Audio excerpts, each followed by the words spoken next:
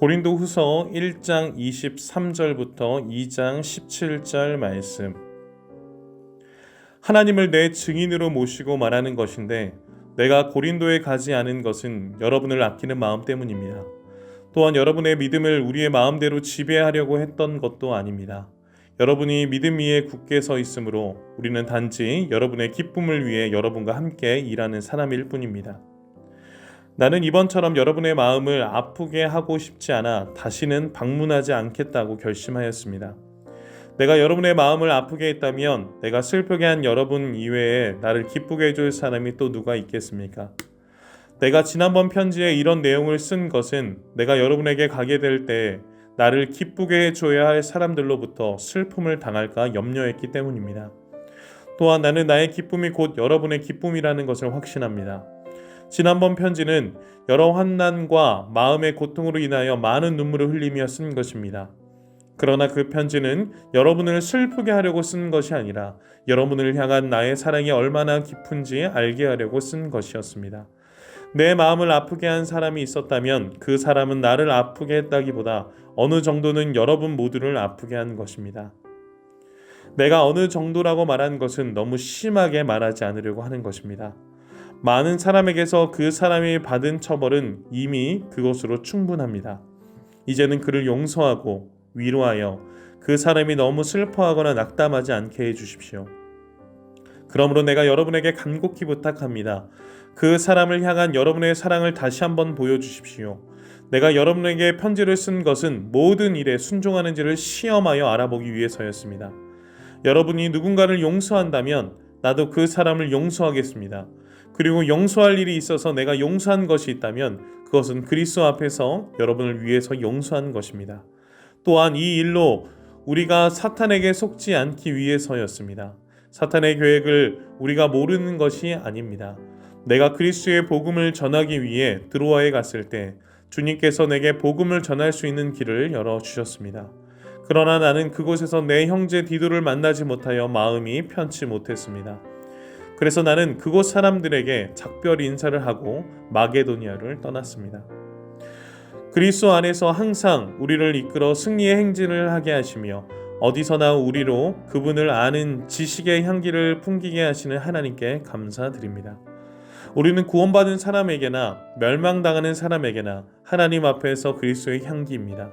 멸망하는 사람들에게는 죽음에 이르게 하는 죽음의 향기지만 구원받은 사람에게는 생명에 이르게 하는 생명의 향기입니다. 그렇다면 이 일을 하기에 합당한 사람은 누구이겠습니까? 우리는 많은 사람들과 달리 돈을 벌기 위해 하나님의 말씀을 팔고 다니는 사람들이 아닙니다. 우리는 하나님의 보냄을 받은 사람답게 하나님 앞에서 그리고 그리스도 안에서 진실하게 말합니다. 사도 바울은 고린도 교회 방문 계획의 변경 이유와 이 편지를 쓴 목적을 오늘 본문에서 설명하고 있습니다. 교회 방문의 변경의 이유에 대해서 1장 23절부터 24절까지는 이렇게 이야기를 합니다.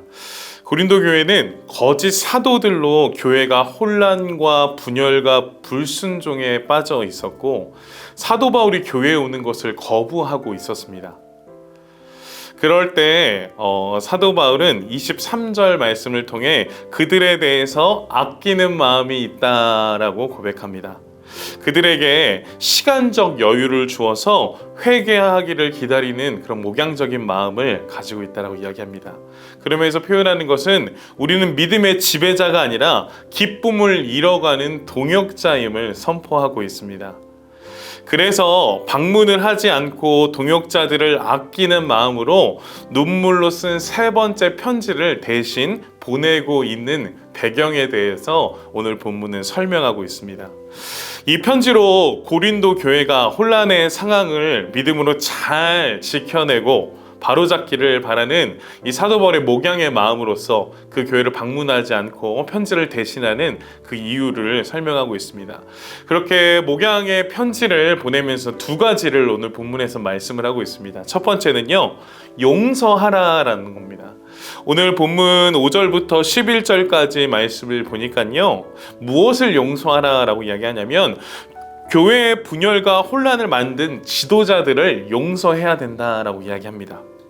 그들은 이미 충분히 벌을 받았고 그렇기 때문에 그들은 대가를 치렀기 때문에 교회는 그들을 용서하고 슬퍼하지 않게 그들을 품어야 된다라고 사도 바울은 강조하고 있습니다.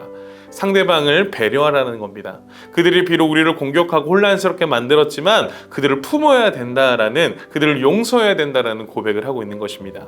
또한 기존의 갈등을 해결하고 그 갈등을 해결함으로 말미암아 함께 교회 공동체의 분열을 막기 위한 사도 바울의 계획입니다. 그래서 교회의 분열을 막고 함께 하나가 되기 위한 그 사랑의 표현을 오늘 사도 바울은 하고 있는 것입니다. 또한 그 건강한 교회를 위해서 징계를 했다라면 이제는 회복이라는 그 선물을 통해 공동체가 잘못된 길을 갔었을 땐 징계로, 그렇지만 그 징계와 함께 쓰는 것은 바로 이 회복이라는 겁니다. 그래서 이 징계와 회복을 적절히 사용해서 건강한 공동체가 되기 위해서 그들을 용서해야 된다라고 하는 사도 바울의 권면을 보고 있는 겁니다. 잘못된 상대방을 기다려주는 것, 우리 이걸 또 다른 표현으로 사랑이라고 얘기합니다. 오늘 고린도 교회는 분열될 수도 있었고 혼란과 어려움이 있었지만 그럼에도 불구하고 징계와 회복을 통해 더욱더 그들을 용서해서 하나가 되어가는 과정들 속에 있는 모습을 우리는 함께 보고 있습니다. 두 번째로 권면하는 것은 12절부터 17절까지 말하고 있는 지켜라 라는 겁니다. 무엇을 지켜야 될까요? 사도 바울과 그 함께 동역자들은 우리는 그리스도의 향기라라고 설명을 합니다. 자신이 했던 사역과 자신이 하고 있었던 이 모든 사역들에 대한 변호를 하고 있는데요. 이는 믿는 자들과 믿지 않는 자들에게 우리는 예수님의 향기를 남기는 자들이다. 복음의 사명자이다. 예수님을 따르는 제자로서 우리는 예수님의 향기를 남기는 자들이다라고 이야기를 합니다. 복음의 사명자들은 세상과 달라야 됩니다. 돈을 벌기 위해 말씀을 파는 자가 아닌 복음을 지키는 자, 우리에게 선포된 그 하나님의 말씀을 지키며 전하는 자, 그 자가 바로 하나님의 제자이며 또 귀한 복음의 사명자라는 것에 대해서 사도 바울은 강조하고 있습니다. 우리는 언제나 하나님 앞에서 그리고 예수 그리스도 안에서 믿음을 지키는 자가 되어야 합니다. 세상의 다른 것, 나의 물질, 나의 욕망을 지키는 자가 아니라 오직 하나님의 복음, 하나님이 주신 우리의 귀한 사명을 지키며 달려나가야 된다는 것입니다. 오늘 말씀을 보면서 여러분들에게 물어보고 싶습니다. 우리는 어떤 향기가 나는 사람입니까? 세상의 향기입니까? 아니면 그리스도의 향기입니까? 하나님의 백성들은 세상 사람들과 달라야 합니다. 공격하고 죽이는 자리가 아니라 이해하고 용서하고 살리는 자리, 복음과 믿음을 지키는 자리로 나아가셔야 합니다.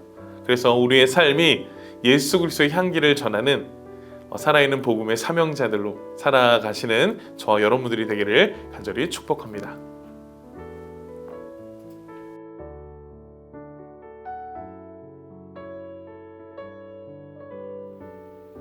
오늘 본문이 잘 이해되셨나요?